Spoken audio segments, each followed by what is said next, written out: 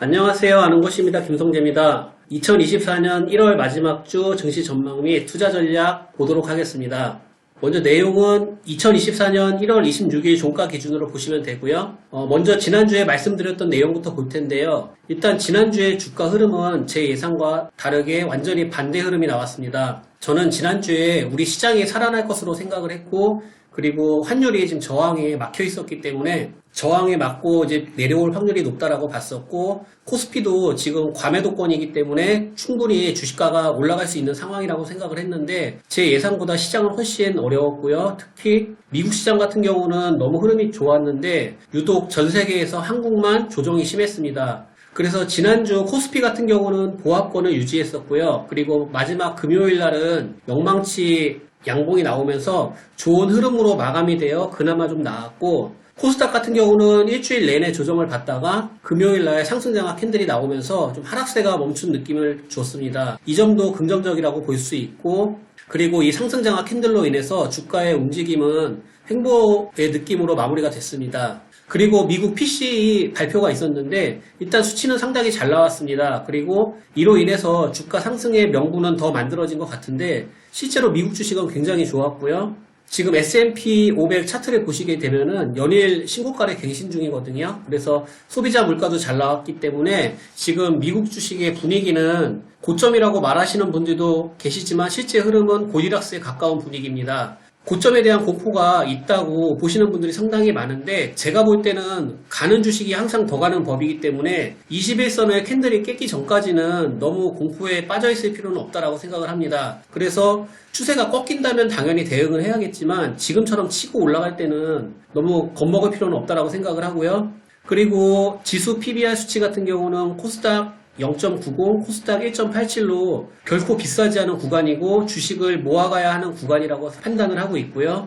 그리고 필라델피아 반도체 같은 경우는 지금 미국장이나 우리 시장 모두 반도체 섹터가 주목을 많이 받고 있는데요. 지금 필라델피아 반도체 지수는 조정을 받고 있고, 코스피 지수 같은 경우는 약간 올라가는 느낌인데 우리나라의 하이닉스나 삼성전자 역시도 조정을 받고 있습니다. 그리고 여태까지 디커플링 식으로 계속 왔는데 이 디커플링의 간격이 점차 좁혀질 것 같고, 필라델피아 반도체 같은 경우는 급하게 올라가다가 조정을 받고 있는데 이것은 반도체가 꺾인다는 느낌보다는 상승 후에 좀 눌림이라고 보고 있기 때문에 저는 계속 긍정적으로 봐도 된다라고 생각을 하고 있고, 특히 코스피 같은 경우는 저번 주에 잘 못 갔기 때문에 더 갈 수 있는 확률이 높아졌다라고 봅니다. 그리고 환율 같은 경우도 고점이 계속 내려오면서 조정을 받고 있는 상황이고, 달러 인덱스 같은 경우는 103포인트로 좀 아직 강세이긴 합니다.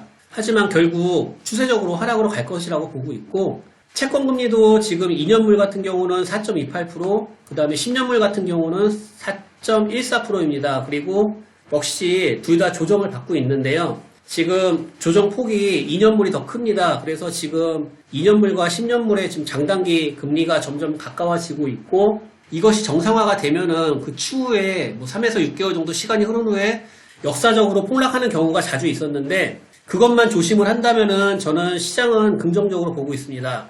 그리고 신용 잔고 같은 경우도 코스피 같은 경우는 계속 내려오고 있고요. 코스닥 같은 경우도 횡보세가 유지되고 있습니다. 이런 상황에서는 시장의 폭락이 나오기 어려운 상황이라고 보고 있고요. 그 다음에 예수금과 미수금 잔고를 보시면 예수금은 서서히 올라가려는 흐름이고 미수금은 줄고 있습니다. 이 역시도 자금의 흐름상 폭락의 분위기는 확실히 아닙니다. 그리고 코스피, 코스닥 지수의 ADR과 RSI 지수를 볼 텐데요. 코스피 같은 경우는 상단 매물이 막혀있기 때문에 급등은 어렵겠지만 지금 상당히 바닥권을 유지하고 있고, 코스닥 같은 경우도 코스피만큼 하락하지는 않았지만 그래도 평균보다는 상당히 낮은 수치를 유지하고 있습니다. 그래서 다음 주부터 반등이 나와도 이상하지 않다라고 생각을 하고요. 마지막으로 수급은 기관 외인의 매수세가 슬슬 들어오고 있고요. 그 다음에 개인 투자자들은 나가고 있습니다. 그래서 지난주부터 확실히 살아나고 있다라고 저는 생각을 하고 있고, 그래서 제가 생각하는 1월 마지막 주 증시 전망 및 투자 전략은 지난주에도 상승이 나와도 이상하지 않은 시장이라고 생각을 했는데 지금 한국만 유난히 소외를 받았었고요. 그리고 이렇게 하락을 한다면 우리 시장이 계속 하락하겠구나라는 관점보다는